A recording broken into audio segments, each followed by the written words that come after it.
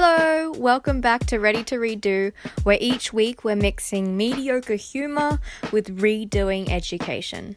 Now let's talk about punishment and why it just doesn't work. I talk about blue slips, which triggered me, so chances are it'll trigger you too, as well as just personal stories of mine and how there are plenty of other useful and effective alternatives to punishment. So let's just jump straight into it. Hey guys, so if you are new here, nice to meet you. I'm itsjjyang, and today I am discussing a very interesting topic about punishment, and punishment specifically in the classroom. So if you're into other forms of punishment, then peace be with you. Recently, I came across a diary that I wrote in 2010, so when I was in year 7, and there was an entry where I wrote down so-and-so, so 2 students got blue slips in class. And I had like this torpedo moment, you know, when you just flash back and I'm thinking, what is a blue slip and why is it triggering me? And then I realized in class, when some student was misbehaving in class, disobeying the teacher or just mucking around, oftentimes they would get a blue slip, which is essentially, I think, detention. I mean, I was so goody two-shoes and so avoidant of that stuff that I never got one. Not a flex, or maybe just a little bit. But then, you know, reflecting back, I'm thinking, was that stuff even useful? Did it actually work? And then the whole idea of punishment and the topic of does punishment work? And no, spoiler alert, it doesn't. I mean, maybe short term it does, like the student realizes that they've done something wrong, though maybe they viscerally don't understand. So yeah, short term you get them to behave or whatever it is, but long term it just doesn't. It does a 360 and then it goes back to the same problem. And also, with this topic of punishment, I'm actually in the process of writing an ebook, sort of ripping into education. So, compiling things I've written with images and all of that. And I will have more details later on. So, if someone's misbehaving, they get a blue slip. And I do understand the idea of it, that the students need to know when their behavior is tolerated or not tolerated. And if they're actually being like an absolute asshole to someone, like you got to stand up and be like, that's not okay. But oftentimes the reasons why they are misbehaving in the first place, either, you know, there's something going wrong in their personal life and this is their way of expressing that. If someone pisses you off even just a little bit, you may start to express that in a more visceral way. Or, you know, they just might feel lonely, they want attention, and if people are giving them attention by laughing, then they will do it more, and essentially that's seen as mucking around. Or they might just be mucking around because they don't find the work enjoyable, that they are disengaged because they either think it's too difficult, or they think it's too easy, or they're just not into it. Like, if I have to learn about clouds and I'm into Thor. Wait, I don't know. I just come up with weird examples when I improv. So if you are into if you're into Thor and you're learning about reading comprehension about clouds, you're probably not going to be engaged unless if the reading comprehension is about Thor. So going back to the idea of if something's bothering you and you want to vent it out some way, you know, that happens to us as well, like right now. So we say some things that we don't mean, we get into a fight with someone at home, like mum, and you know, you get angry and then you say to her, like, I don't even like your cooking, it's disgusting, which would actually never happen in my family because mum cooks damn good food. I love you, mum. Please don't disown me. Thank you. But just that idea, and then you go to class and then someone talks about, they talk about how their beef jerky was like disgusting, and then you're like, and then you get angry. This is a bad example. I'm not good at giving examples, but the underlying idea is that you will manifest your, like, guilt or your sadness through, like, anger or mucking around or disrupting the class. So a recent story I have actually is I was helping my neighbour's children with their work, and one's aged around 10 and the other one's aged 6. Got that wrong. Said she was 5 before. She corrected me and said she was 6. So I was helping the youngest. So I was helping the 6-year-old, and the 10-year-old tends to act out. So he was starting to disrupt her and, just make a fuss. And the easiest or the most obvious thing would be, okay, he's disrupting, tell him to go away and do his own work. That's the typical approach. But because I knew him for a while, I knew that he only acted out when he wanted attention. So I actually said something really interesting, quite proud of it. I said to him, just because I am focusing on your sister right now and not giving you attention doesn't mean that I don't care about you. Obama. And that's not the conventional discipline or punishment, because I could have punished him, been just focus on your work and don't disrupt us. Instead, he got that and he just stopped disrupting. He went and did his own work. And yeah, it was so effective, so effectively useful, and he realized that, so he didn't try it again. So it comes back to the blue slips, like the sit outside, you're disrupting the class, or sit down, do your work. All of these things, I believe, act as band-aids. So they're not actually tackling the underlying problem where, the injury will just flare up again the next week, and then you have this crusty band-aid that, I just imagine the band-aid when it scrunches up in the pool. Ugh. Anyway, I lost track of thought. So yeah, I just had a moment there. I just couldn't unsee the shriveled band-aid that, that clings onto your foot with just one plaster. And actually, why is there only one end that sticks like glue and then the other one's it's gone by the second day you put it on? What's the point of a band-aid? Because it's just hanging off and you've got your injury exposed. There's so many questions, but I'm getting distracted. Okay, back to it. A crusty band-aid, yep. So injury, it exceeds the use of a band-aid, and that's not to say though that band-aids aren't useful. Band-aids are useful if the thing that is a problem only requires a band-aid. So for example, sometimes if someone's mucking around, all you need to do is just say, you need to respect your peers and shut up, but in a nice way. So band-aid for the type of injury. But often we're not tackling the underlying problems. Like my neighbor, he wanted validation because he wanted to be seen. So if I had told him that to just sit down and do his work, I'm just doing a band-aid approach. I'm not actually helping the underlying foundational problem. So chances are, in class, you send someone out for disrupting, for making a scene, when the reason why they did that was to get attention and to be seen. So by isolating them from the class even more, it just exaggerates or emphasizes the problem instead of fixing it.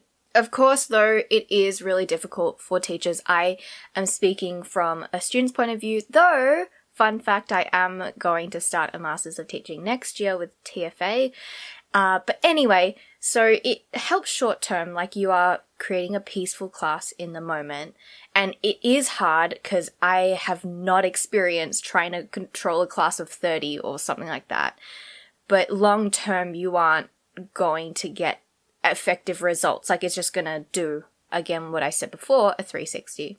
So then Danica, you would have seen her in an episode. It was either 9 or 10 or 10 or 11. And she was talking about this kid in a morning meeting who was it was something about lighter fluid and setting his hand on fire. Not that extreme, to the point where his hand was actually on fire, but instead of the typical, what are you doing? Stop that. What? And everyone making a scene. Instead, the teacher at the time just acknowledged his presence and asked, do you have anything more to add? Like, is there anything else you want to express? And the kid just said, like, nope, nuh-uh. And this is what Danica said. Handle that without conflict, without yelling, without sending him to the principal's office. But, if you're teaching kids or students, who knows what their personal life is like? Maybe this was his way of crying for help or daring the teachers to kick him out, and they didn't. This was their return of unconditional love and acceptance. So going back to the idea of the blue slip, detention, all of these things in theory, it's like trying to help the students see that they've done something wrong, that their behavior wasn't tolerated. But personally, I think it only makes the student feel ashamed and feel even more isolated from the classmates who didn't get detention, and it just doesn't help. And things people would get punished for, like classic being late to class. So, okay, personal story, in year 6, I had a consistent streak of being late to class, and the reason was I would get absorbed. I used to read Morris Gleitzman, I'm not sure how to pronounce that. He had really, really engaging books. I would get swept up in them in the morning, forget to tell my mum, because also mum's like the hardcore like parent, like, you tell me when you are ready because I am not going to chase you around. So she was just waiting for me to say, like, I am ready to go to school. I never did because I was reading this book, and I would come late to class, and my teacher noticed over time, and one day she just called me out in front of the class. She's like, so why you always late? You know it's not okay to be late. And I felt so much shame, especially because I had so many eyes on me. And it really just did nothing but made me feel like shit.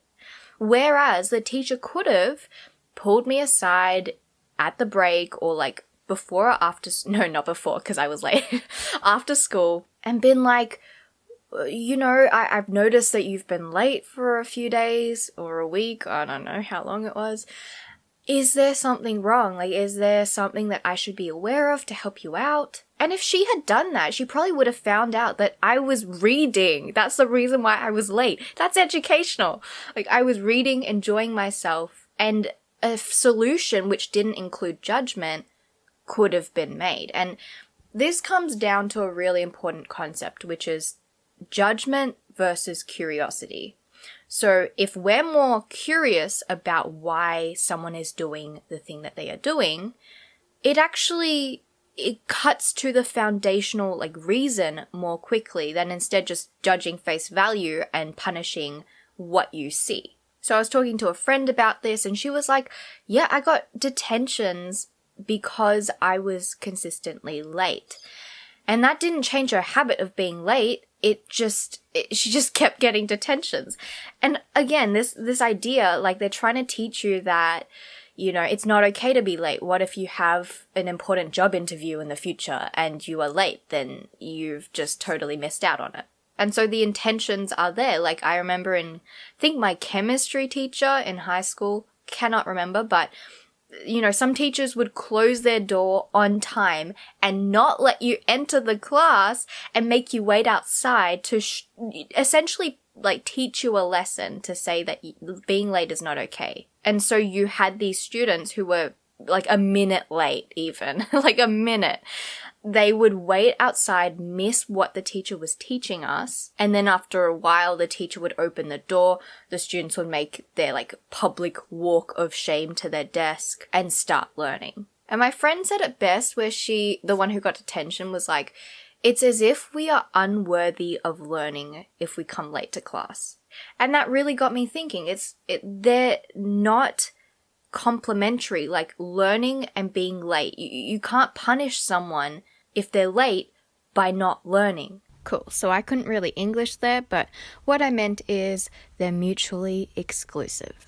So what you've ended up doing is you've got a student who feels ashamed that they were late, who has also learnt nothing from the first part of the class. And what could end up happening is that if a student is only 1 minute late and they've realized, you've missed the first part of the class, even if it's 5 minutes, they might even start just ditching or coming later to class because they're like, well, even if I'm 2 minutes late because I tried running here and I missed my tram or something and I get punished for this, then there's less of an incentive for them to come on time anyway. So instead of the teacher's wish of them coming earlier to class, they might even come later to class.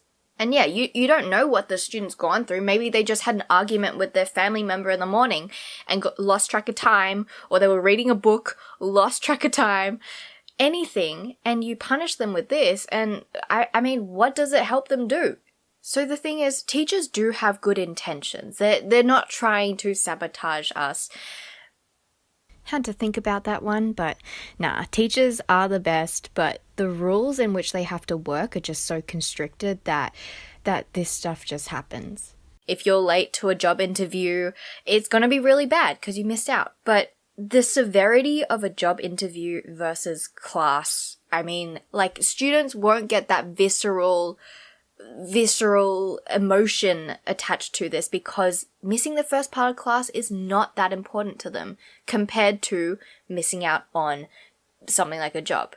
So what I'm trying to say is that there are other ways of still disciplining them and getting them to know that it's not right instead of just making them miss out on the first part of class. So, for example, say if at the very first, second of your class on time is a really fun experiment.